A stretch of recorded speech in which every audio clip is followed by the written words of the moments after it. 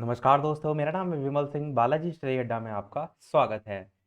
Super TET और UP TET के लिए प्रैक्टिस सेट करा रहे हैं। मेनली यहाँ पर जो सुपर टेट है उसका प्रैक्टिस सेट है जिसमें सभी सब्जेक्ट को शामिल किया जा रहा है। उसी के अंतर्गत जो आपका प्रैक्टिस सेट ये वाला था, इससे पहले के प्रश्न जो आपके थे वो आपको साइड में आई बटन में पिछला वाला वीडियो मिल जाएगा। आज हम देखेंगे उसी क्रम में आगे के प्रश्न, जिसमें पर्यावरण और सामाजिक अध्ययन के कुल 10 प्रश्न, उसके बाद आपके आते हैं शिक्षण कौशल के कुल 10 प्रश्न, और उसके बाद आते हैं बाल मनोविज्ञान के 10 प्रश्न। तो कुल टोटल 30 प्रश्न हम देखेंगे। ये जो आप पैटर्न देख पा रहे हैं ये आपका सुपर टेट में सेम इसी प्रकार का पेपर जो है वो आता है। चलिए शुरू करते हैं 71 प्रश्न से, जो कि आपके पर्यावरण और सामाजिक अध्ययन के प्रश्न है। प्रश्न आपका है कि पृथ्वी पर सबसे प्राचीन चट्टानी नमूनों को किसके परीक्षण से उसके 3.9 बिलियन वर्ष पुराना होने का पता जो है वो चला है? रेडियोधर्मी, रडार, पैरामीटर या रेडियोमीटर। इस प्रकार से 4 ऑप्शन है, बताना है आपको कौन सा सही होगा।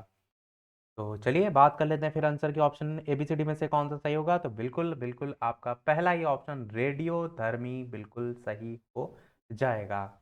इसी के माध्यम से जो है ये पता लगाया गया। अगला प्रश्न 72 कह रहा है कि किस नदी का उद्गम स्थल भारत में नहीं है, ये आपको बताना है।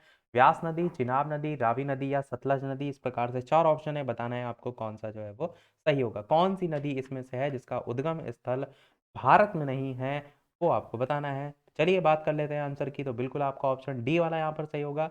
सतलज नदी जो है इसका उद्गम स्थल भारत में नहीं है।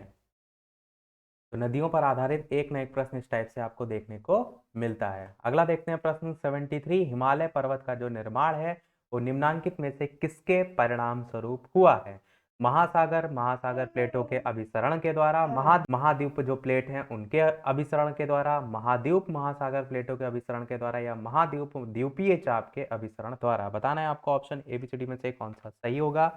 आंसर की बात कर लेते हैं तो बिल्कुल बिल्कुल बिल्कुल आपका ऑप्शन बी वाला महाद्वीप और महाद्वीप प्लेटों के अभिसरण द्वारा सही हो जाएगा। अगला प्रश्न देखते हैं आपका 74। क्षेत्रफल के अनुसार विश्व का सबसे छोटा महाद्वीप। बहुत ही सिंपल सा क्वेश्चन पूछा गया है। बताना है आपको एशिया, ऑस्ट्रेलिया, अफ्रीका या अमेरिका।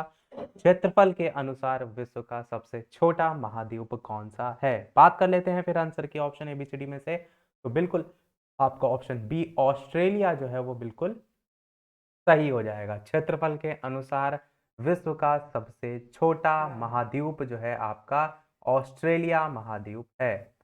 अगला प्रश्न 75 कह रहा है कि किस महासागर की सतह का जो तापक्रम होता है, टेम्परेचर होता है, वो अन्य सभी महासागर जो हैं उनसे अधिक होता है?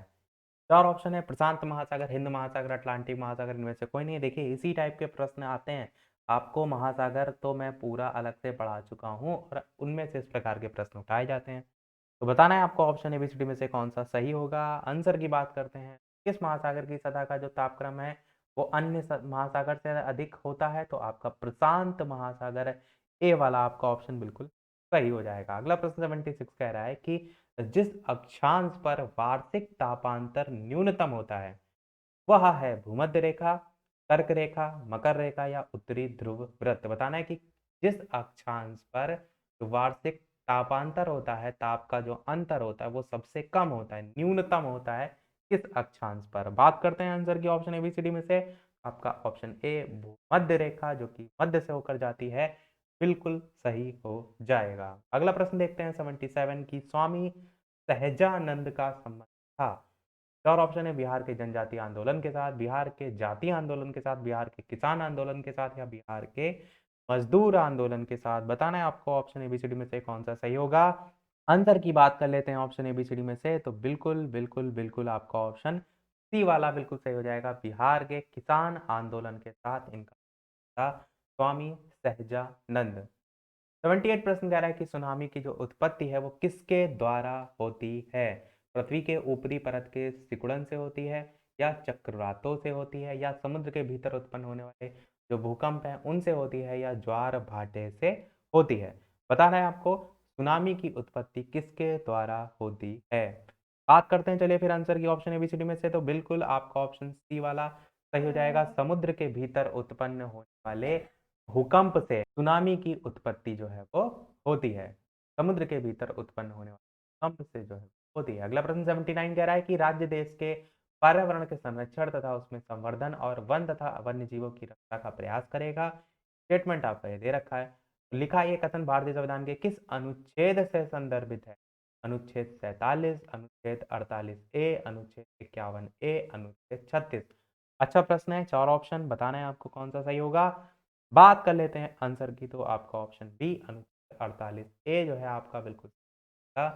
ये कथन जो है भारतीय संविधान संविधान के ए से संबंधित है। अगला और लास्ट प्रश्न है इस पोर्शन का, क्योंकि 10-10 करके प्रश्न है। स्टार्टिंग में मैंने आपको बताया 80 नंबर प्रश्न है। ग्रहों और उपग्रहों के मार्ग को कहा जाता है जेनिथ कहते हैं, जेट कहते हैं, ट्रांजैक्टरी कहते हैं या अंतरिक्ष कहते हैं। अच्छा प्रश्न है, बताना है आपको ग्रहों और जो उपग्रह हैं उनके मार्ग को क्या कहा जाता है। वीडियो पसंद आ रहा हो तो सभी लोग वीडियो को लाइक भी अवश्य कर दीजिएगा, ताकि इसी प्रकार और बेहतरीन से बेहतरीन प्रश्न हम आपके लिए लेकर आते रहें और अच्छे से अच्छी आपकी तैयारी जो है वो होती रहे। तो एक लाइक तो सभी का बनता ही है। आंसर की बात करते हैं तो आपका ऑप्शन बिल्कुल यहाँ पर जो सी वाला ऑप्शन है ट्रेजेक्टरी बिल्कुल सही हो जाएगा। ग्रहों और उपग्रहों के मार्ग को कहते हैं ट्रेजेक्टरी। हो सकता है इससे पहले आपने ना सुना हो, तो ध्यान जो है वो रखिएगा। 81 प्रश्न यहाँ से आपके स्टार्ट हो रहे हैं। शिक्षण कौशल के प्रश्न अभी तक हम देख रहे थे, पर्यावरण और सामाजिक अध्ययन के प्रश्न, तो 10 प्रश्न हमारे समाप्त हुए। 81 से हमारे हैं शिक्षण कौशल के, कि शिक्षण कौशल के अंतर्गत शिक्षण की प्रक्रिया जो है वो है सामाजिक है, व्यवसायिक है, उद्देश्यपूर्ण है या सभी है। तो बताना है आपको ऑप्शन एबीसीडी में से कौन सा सही होगा। बिल्कुल बात करते हैं आंसर की, तो शिक्षण कौशल के अंतर्गत जो शिक्षण की प्रक्रिया है वो सामाजिक भी होती है, व्यवसायिक भी होती है और उद्देश्यपूर्ण तो होती ही है। तो आप क्या कहेंगे, डी ऑप्शन सभी जो है आपका बिल्कुल सही हो जाएगा। इस टाइप के जो 10 प्रश्न आते हैं, ये आपका एक भी प्रश्न गलत नहीं होना चाहिए, क्योंकि ये सभी स्कोरिंग वाले प्रश्न होते हैं। 82 प्रश्न है कि शिक्षण कौशल का उद्देश्य किसका सर्वांगीण विकास होता है? बालक का, शिक्षक का, अभिभावक का या इनमें से कोई नहीं। शिक्षण कौशल का उद्देश्य पूछा गया है, बताइए किसका सर्वांगीण विकास मेन लक्ष्य होता है। बात करते हैं आंसर की, तो शिक्षक खुद करता है तो उसका थोड़ा नहीं आप सर्वांगीण विकास करेंगे। अभिभावक जो है अपने बच्चे को भेजता है, उसका थोड़ा नहीं आप कहेंगे सर्वांगीण विकास। तो बालक आपका यहाँ पर वो सही हो जाएगा। 83 प्रश्न देखते हैं। समावेशी शिक्षा में समावेशन किस तत्व पर आधारित होता है? शिक्षा के अधिकार पर आधारित होता है समावेशन, शिक्षा की प्रक्रिया पर आधारित होता है, शिक्षा की प्रगति पर आधारित होता है या सभी पर आधारित होता है। तो आप क्या कहेंगे, समावेशन में तो सारी चीजें आपकी आती हैं, शिक्षा की चाहे प्रक्रिया हो चाहे वो शिक्षा की प्रगति हो। तो आप क्या कहेंगे, डी ऑप्शन उक्त सभी जो है आपका सही हो जाएगा। 84 प्रश्न कह रहा है कि निम्नलिखित में से कौन सा सिद्धांत शिक्षण का नहीं है। बताना है आपको। क्रियाशीलता का सिद्धांत नहीं है, प्रेरणा का सिद्धांत नहीं है, बोलचाल का सिद्धांत नहीं है या रुचि का सिद्धांत नहीं है। तो आपको बताना है इनमें से कौन सा सिद्धांत शिक्षण का नहीं है। आंसर की बात करते हैं तो आप क्या कहेंगे, बोलचाल का सिद्धांत जो है किसी भी प्रकार से शिक्षण के सिद्धांत में नहीं आता है, जबकि क्रियाशीलता का भी होता है सिद्धांत, प्रेरणा का भी होता है और रुचि का तो होता ही है। अगला प्रश्न 85 कह रहा है कि निम्न में से कौन सी नीति ना तो असमर्थ बालकों के लिए है और ना ही सामान्य बालकों के लिए उपयोगी। बताइए, बहुत ही बढ़िया प्रश्न, बताइए जो दोनों के लिए उपयोगी नहीं है। पृथक्करण और अलगाव, शिक्षा एक मौलिक अधिकार, शिक्षा की प्रक्रिया या इनमें से कोई नहीं। बताना क्या है आपको, बताना यह है कि इनमें से कौन सी नीति ना तो असमर्थ बालकों के लिए है और ना ही सामान्य बालकों के लिए है। तो आंसर की बात करते हैं तो बिल्कुल आपका ए ऑप्शन पृथक्करण और अलगाव जो है वो सही हो जाएगा, जो कि दोनों के लिए ही नहीं है। 86 प्रश्न कह रहा है कि शिक्षण में कौन तत्व विद्यमान रहता है? शिक्षक रहता है, छात्र रहता है, पाठ्य वस्तु या उपयुक्त सभी। बताना है आपको कौन सा सही होगा। शिक्षण में कौन सा तत्व रहता है विद्यमान, तो शिक्षक आप कहेंगे रहता है, बिल्कुल रहता है। छात्र तो मेन ही होता है और पाठ्य वस्तु से ही चीजें जुड़ी हुई हैं, तो आप कहेंगे तीनों ही होते हैं। तो उपर्युक्त सभी जो है आपका बिल्कुल सही हो जाएगा। और आप जानते भी हैं क्या, शिक्षा की जो त्रिमुखी प्रक्रिया है उनमें इन्हीं तीनों को शामिल किया गया है, ध्यान रखिएगा। अगला प्रश्न देखते हैं 87। इनमें से कौन सा मापन का सबसे निम्न स्तर है? सबसे निम्न स्तर पूछा गया है। क्रमिक स्तर, नामित स्तर, अंतराल स्तर, अनुपातिक स्तर। और ये जो प्रश्न पूछा गया है ये आपके डीएलएड के लेवल से पूछा गया है, इसीलिए मैंने कहा था आपको कि डीएलएड को अच्छे से पढ़िए, ताकि कोई भी चीज आगे पूछी जाए उससे रिलेटेड तो आप बिल्कुल भी गलत ना करें। आंसर की बात कर लेते हैं तो बिल्कुल आपका नामित स्तर सही हो जाएगा, जो कि मापन का सबसे निम्न स्तर होता है। तो आपको सीरियल भी पता होना चाहिए। नामित स्तर सबसे पहले आता है, जिसको हम इंग्लिश में क्या कहते हैं, नॉमिनल स्केल कहते हैं। ध्यान रखिएगा, नॉमिनल स्केल कहते हैं, सबसे पहले ये आता है। उसके बाद आपका नंबर आता है क्रमिक स्तर का। क्रमिक स्तर को हम इंग्लिश में कहते हैं ordinal scale. Ordinal scale, ORDINAL, ordinal scale कहते हैं।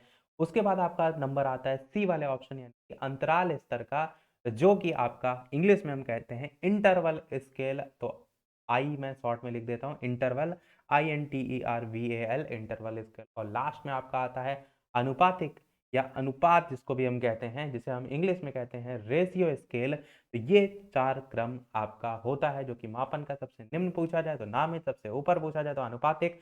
कोई भी टाइप से प्रश्न है आप आसानी से कर सकते हैं। 88 प्रश्न कह रहा है कि कौन शिक्षक शिक्षण पद्धति, पाठ्यक्रम तथा शैक्षिक साधनों सामग्रियों की उपयोगिता की जांच करता है, मूल्यांकन करता है, मापन करता है, समावेशी, या इनमें से कोई नहीं। बताना है आपको कौन सा सही होगा। आंसर की बात कर लेते हैं चलिए, तो बिल्कुल आपका मूल्यांकन सही हो जाएगा। मूल्यांकन जो है वो शिक्षक, शिक्षण पद्धति हो गया, पाठ्यक्रम हो गया, इन सभी की उपयोगिता की जांच इसी के अंतर्गत आ जाती है। अगला प्रश्न पूछा गया है कथन पर आधारित, कि ये जो कथन आपका दे रखा है किसका है। कथन क्या है कि प्रबंध वह कार्य है जो किसी प्रबंधक को करना पड़ता है, ये किस विद्वान का विचार है। बताइए जल्दी से। पीटरसन और प्लामेन का है, प्रोफेसर एलन का है, हेरोल्ड का है, या GE मिलवर्ड का है। इस टाइप के प्रश्न क्या होते हैं, आपने कभी पहले पढ़े हो, रटे हो, तो आप कर ले जाएंगे, क्योंकि इनका कोई अंत तो है नहीं। इतने बहुत से कथन है, इनकी कोई लिमिट तो है नहीं।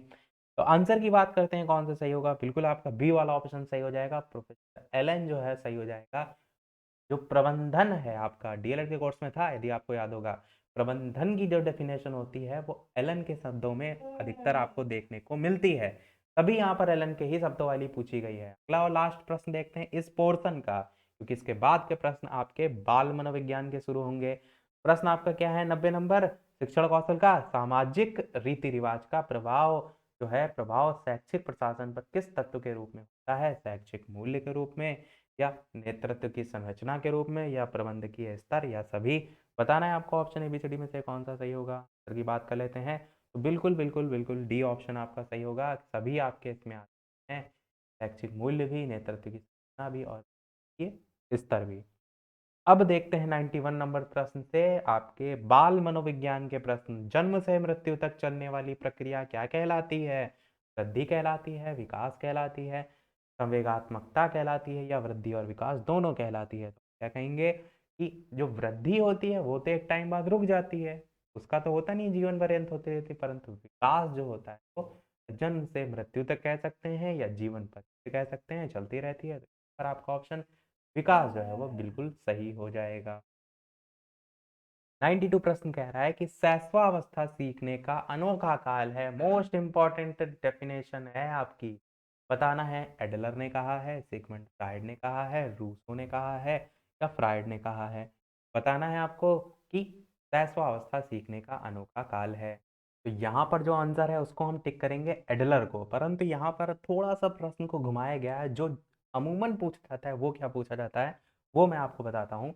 जब भी अनोखा काल पूछा जाए तो पूछा जाता है बाल्यावस्था को। चीज को ध्यान से समझिए। जब भी आपसे अनोखा काल के समय तो पूछा जाता है बाल्यावस्था को जीवन का अनोखा काल किसने कहा है, तो आप आंसर टिक करेंगे पॉल एवं ब्रूस ने। किसने कहा है, पॉल एवं ब्रूस ने बाल्यावस्था को जीवन का अनोखा काल जो है वो कहा है। फिर आपके मन में ये आएगा कि फिर शैशवावस्था के संदर्भ में क्या पूछा जाता है। तो शैशवावस्था में पूछा जाता है सीखने का आदर्श काल। इस चीज को एकदम दिमाग में बैठाइए अपना। सीखने का आदर्श काल आपसे पूछा जाता है। किसे कहा जाता है सीखने का आदर्श काल, शैशवावस्था को। ये किसने कहा था, तो ये वैलेंटाइन जो है उन्होंने कहा था। वैलेंटाइन ने कहा था शैशवावस्था सीखने का आदर्श काल है। तो इन दोनों में डिफरेंस थोड़ा सा ध्यान रखिएगा, ताकि किसी भी टाइप से जो डेफिनेशन पूछी जाए आप गलत बिल्कुल करके ना आए। यहाँ पर जो एडलर आंसर दिया, एडलर ने ये चीज कही जरूर थी, पर जो मोस्टली पूछा जाता है वो मैंने आपको बता दिया। वैसे तो एडलर की डेफिनेशन शैशवावस्था के संदर्भ में क्या है आपकी। एडलर ने कहा था कि शिशु के जन्म के कुछ समय बाद ही यह निश्चित किया जा सकता है कि भविष्य में उसका स्थान क्या होगा। ये एडलर ने शैशवावस्था के संदर्भ में जो है अपने विचार जो है वो बताए थे। पढ़ते हैं हमारे अगले प्रश्न 93 की तरफ। कि सीखने की प्रक्रिया को प्रभावित करने वाला कारक है? अनुकरण है, प्रतियोगिता है, प्रशंसा है या उपयुक्त सभी है। अनुकरण क्या होता है? किसी को देखकर वही चीज़ दोहराना। जैसे छोटे बच्चे होते हैं, आप अधिकतर उनमें ये चीज़ देखते भी हैं। तो बताना है आपको ऑप्शन एबीसीडी में से सीखने की प्रक्रिया को प्रभावित करने वाला है, तो अनुकरण के द्वारा तो हम सीखते ही हैं, बच्चे सीखते ही हैं, ये तो बिल्कुल होगा।